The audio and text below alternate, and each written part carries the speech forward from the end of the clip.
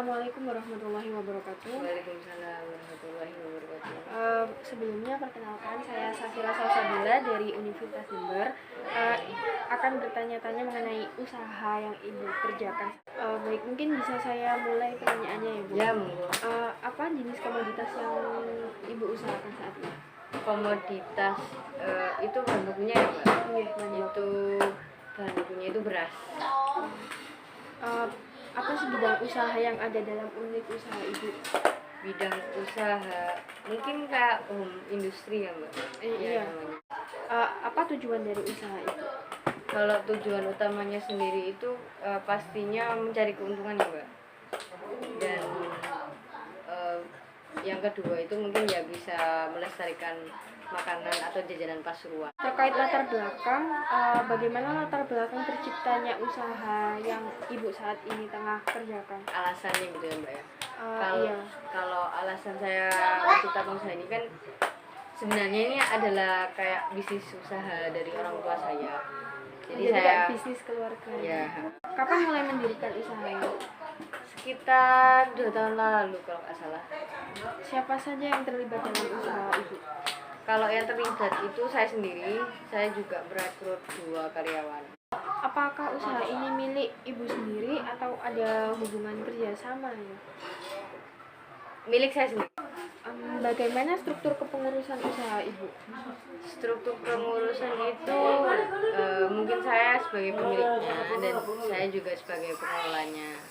Saya mempekerjakan 2 karyawan untuk membantu bisnis saya. Untuk skala usaha Ibu ini termasuk skala usaha kecil, menengah atau besar ya Bu? Masih skala usaha kecil, Mbak. Lalu terkait manajemen produksi ya Bu, itu bagaimana karakteristik bahan baku atau input yang Ibu gunakan? Karakteristiknya itu bahan baku tergolong kering kayaknya, Mbak. Iya, kering. Soalnya kan bahan bakunya itu beras sama gula merah kan kebanyakan, dan itu ya memang kering. Iya. Untuk kendala dalam penyediaan bahan baku apa ada ya Bu? Ada, pastinya ada. Kalau kendalanya itu saya tuh nggak bisa ngestok banyak bahan baku. Saya kan bisnis usaha kecil kan, Mbak, nggak bisa stok banyak. Terus bahan bakunya juga waktunya juga terbatas meskipun kering. Untuk solusinya sendiri, bagaimana Ibu mengatasi kendala tersebut? Kalau solusinya itu ya berskala lah, intinya itu setiap hari juga kan dipakai untuk produksi. Kemudian berapa lama waktu antara pesan sama barang datang? Kalau pesannya saya itu sekitaran 2 harian lah. Lalu bagaimana cara memperoleh bahan baku tersebut Bu? Cara memperolehnya ya saya kalau beras itu saya belinya di kelompok tani. Soalnya kan lebih Teknik penyimpanan bahan baku yang Ibu gunakan supaya tahan lama apa ada cara tersendiri ya Bu? nggak ada yang harus perlakuan lebih sih, Mbak. Cuman ya ditaruh di kayak semacam gudang, dan kalau suhu ruangannya sih suhu ruangan normal. Untuk bentuk output yang dihasilkan sendiri itu bentuknya bagaimana ya? Kalau hasilnya ya, Mbak ya. Iya, hasil output. Kalau untuk saat ini ya cuman bipang aja. Kemudian untuk proses produksinya Bu ya, tipe produksi Ibu itu berkesinambungan atau terputus? Berkesinambungan. Lalu untuk layout produksi sendiri bagaimana? Apakah menyesuaikan produknya atau menyesuaikan proses produksinya? Menyesuaikan produknya. Kemudian apakah pernah mengalami kegagalan ya Bu dalam proses produksi? Pasti. Kalau kegagalan kan pasti. Salah satunya itu pas udah produksi ini ya, Mbak. Kan udah adonannya udah jadi, terus tinggal masuk ke oven. Nah, pas keluar dari oven itu ternyata ada yang kayak bantet, kayak masih bentuk berat. Nah, untuk cara yang dilakukan untuk mengatasi tersebut bagaimana? Ya dari awal itu harus ditelatenin lah, Mbak. Untuk teknologi sendiri apa saja sih yang digunakan Ibu dalam proses produksi? Kalau teknologi nggak banyak ya, Mbak. Saya cuma pakai alat pengaduk sama oven aja untuk saat ini. Bagaimana hasil dari teknologi produksi yang Ibu gunakan dalam unit usaha? hasil saya pakai teknologi ya mbak ya. Iya. Kalau saya pakai teknologi itu waktunya lebih cepat daripada kayak manual aja, lebih cepat, terus ya lebih efisien aja mbak, jadi kayak cepat aja waktunya. Kemudian untuk analisis usaha itu kira-kira biaya produksi yang ibu keluarkan itu berapa ya bu? Keseluruhan ya mbak. Iya, keseluruhan. Kalau dari awal dulu modal itu sekitar 1.500.000.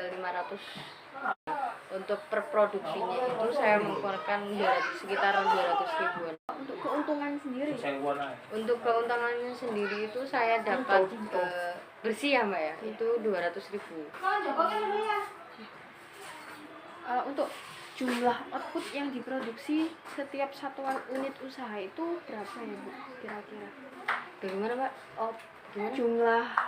Jumlah output yang diproduksi dalam satu kali produksi, mungkin jumlah dalam kilo atau alah, kalau outputnya sekitar 20 kiloan kalau nggak salah ya, 20 kilogram. itu setiap satu kali produksi? Ya, setiap satu kali produksi.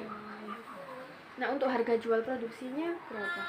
Saya jual itu kan kiloan mbak ya, jadi 1 kilo itu seharga 25. Penerimaan hasil produksi kayak jumlah yang diterima ibu setelah penjualan semua produk. Hasilnya? Iya, hasil kotor. Hasil kotor itu 500.000.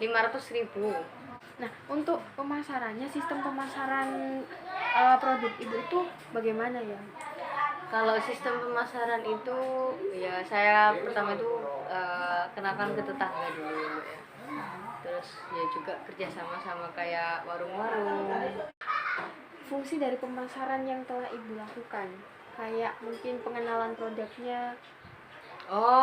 Pengenalan produknya ya, saya bilang tadi mbak ya, saya kenalkan ke tetangga, kalau misalnya tetangganya cocok ya beli.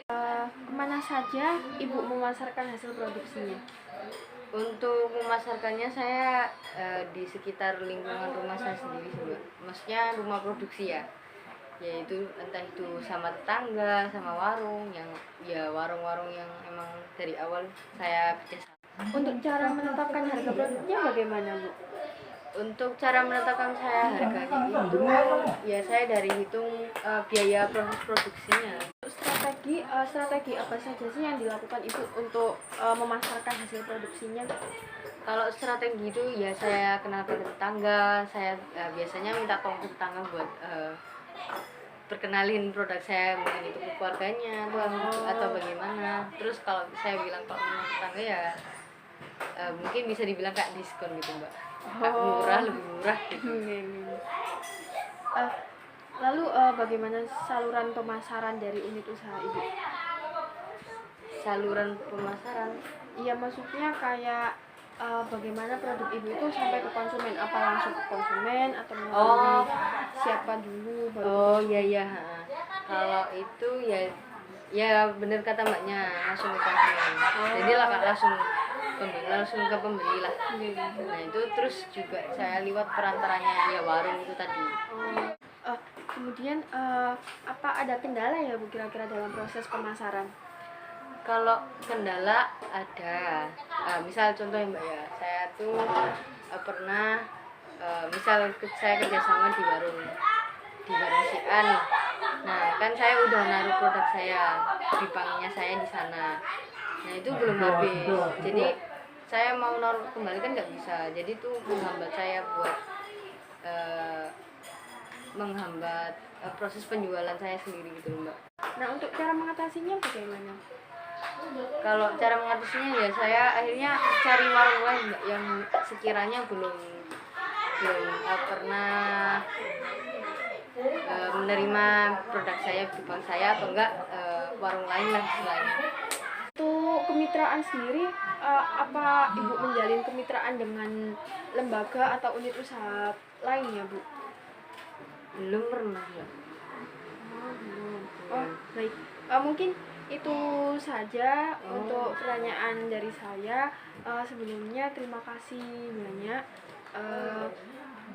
Baik, assalamualaikum warahmatullahi wabarakatuh.